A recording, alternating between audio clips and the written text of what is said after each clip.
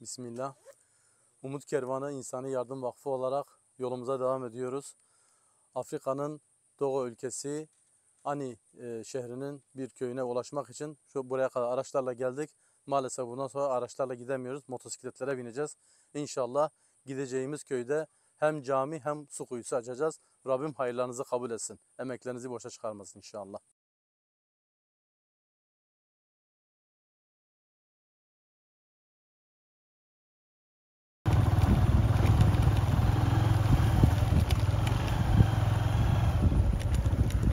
Ede. Ede.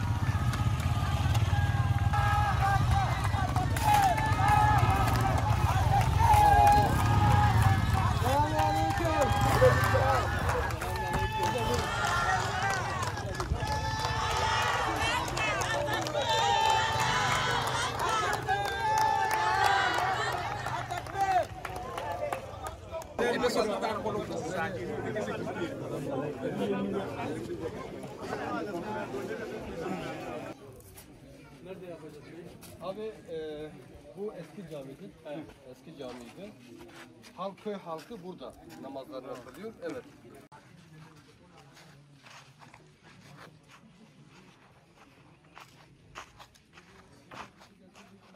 Çok küçük bir alan. 5 metre, 6 metre falan ancak var. Yani 3 olsa 9 metre 10 metre. Yani böyle 3 şey yoktur yani. Buranın yerine mi o zaman yapacağız? Bu eski mescittir. He. Buna karışmıyoruz. Karışmıyoruz. Onun yerine hemen bir 100 metre ileride bir arsa var. İnşallah yeni mescidimizi orada inşa edeceğiz. İnşallah. O zaman kuyumuzu da oranın önüne. İnşallah. Aynen. Kuyumuzu orada yapacağız.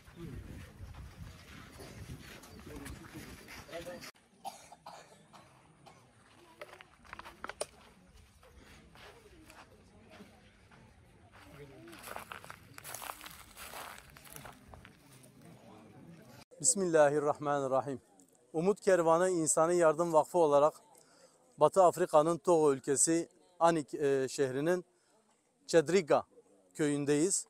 Buraya Allah nasip ederse hayırseverlerimizin desteğiyle Ebu Eyyub el-Ensari Camii'nin inşaatını inşallah temelini burada bugün atacağız.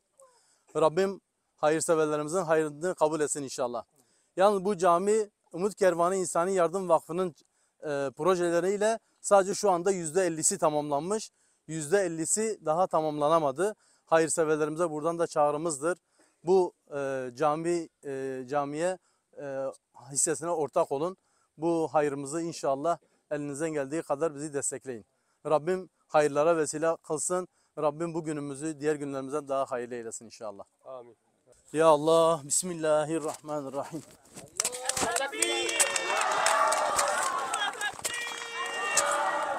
Ekber. Allahu Ekber. Allahümme lekel hamdu ya Allah. Allahümme barik lil muhsinin. Elhamdülillahillezî enzelnâ ala abedina fil Kur'an. Elhamdülillahi ya Allah.